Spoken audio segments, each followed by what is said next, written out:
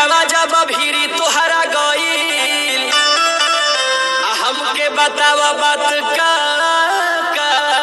भईल। बलब बरत रहे हो, बलब बरत रहे हो, सैया चोचा वाला राख्या प्यार करत रहे हो, सैया चोचा वाला राख्या प्यार करत रहे हो, सैया चोचा वाला राख्या प्यार करत रहे हो।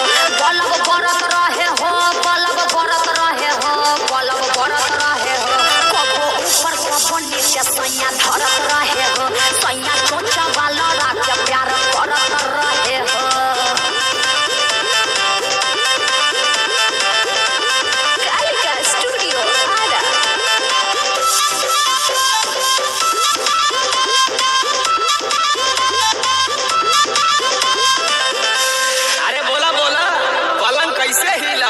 मजा आई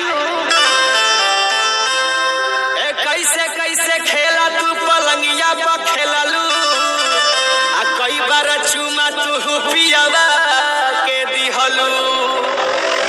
पलंग हिलत रहे हो, पलंग हिलत रहे हो, बाकी चोर चोर करे मजा मिलत रहे हो, बाकी चोर चोर करे मजा मिलत रहे हो, बाकी चोर चोर करे मजा मिलत रहे हो।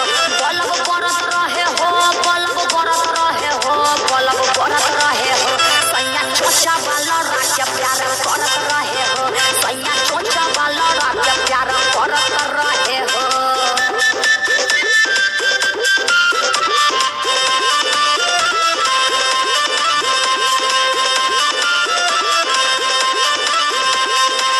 अरे सुना सुना और बतावा क्या भाई, बोला बोला। अरे भोरे वाला बात तनी हमके बतावा, दीपक तिवारी अरवा के जोनी तरसावा। पांचा धरत रहे हो, पूरा गड़त रहे हो, दीपक राय पिया से जिया पे लड़त रहे हो, रिंकू अनु पिया से जिया पे लड़त रहे हो, दीपक राय पिया से जिया पे लड़त रहे हो।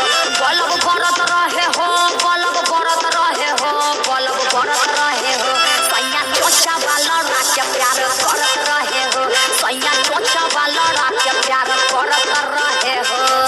तब तक टेम्परेचर बढ़ले न हो